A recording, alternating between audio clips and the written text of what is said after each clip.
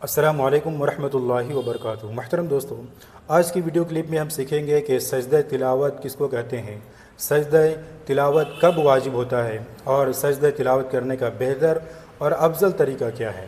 لہٰذا اس جانکاری کو آخر تک سنیں اور ہو سکے تو دوسروں تک بھی ضرور شیئر کریں۔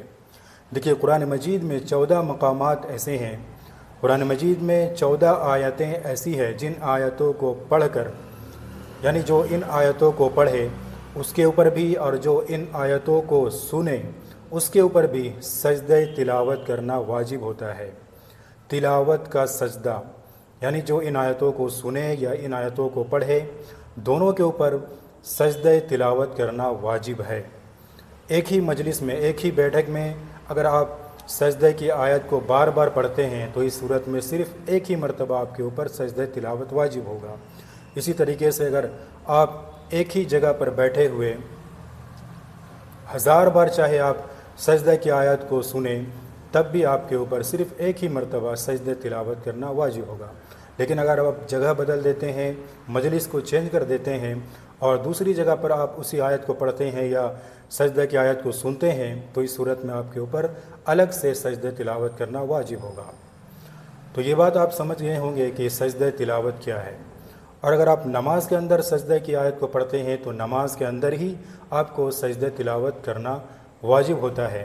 اگر آپ بھولے سے چھوٹ جائیں تو نماز کے باہر اس کے لیے الگ سے کوئی تلافی نہیں ہے، چھوٹ گیا تو اللہ سے توبہ اور استغفار کر لیں۔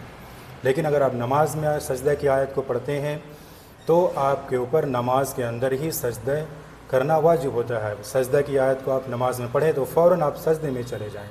لیکن اگر آپ آخر آیت کو پڑھتے ہیں اور اس کے بعد آپ کو رکوع کرنا ہے تو اس صورت میں آپ نیت کر لیں کہ میں اس کے ذریعے سے سجدہ تلاوت کی بھی نیت کرتا ہوں، تو اس صورت میں آپ کو الگ سے سجدہ تلاوت کرنا نہیں پڑے گا۔ اسی نیت سے آپ جو نماز میں سجدہ کرتے ہیں اسی میں آپ کا ادا ہو جائے گا۔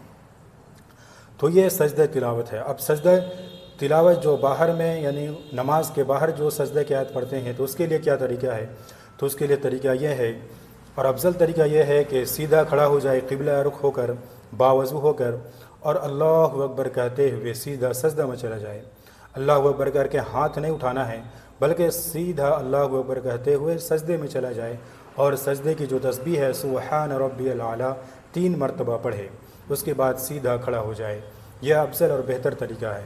لیکن اگر کوئی شخص بیٹھے بیٹھے کرنا چاہے تو یہ صورت بھی جائز ہے۔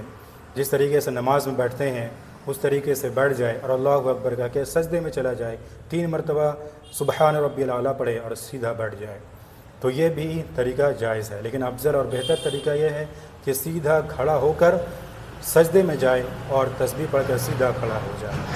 تو امید ہے کہ آپ حضرات اس کے ذریعے سے سجدہ تلاوت کے بارے میں بہت کچھ سیکھ گئے ہوں گے، لہٰذا اس اہم جانکاری کو دوسروں تک بھی ضرور شیئر کریں۔ جزاک اللہ خیرہ۔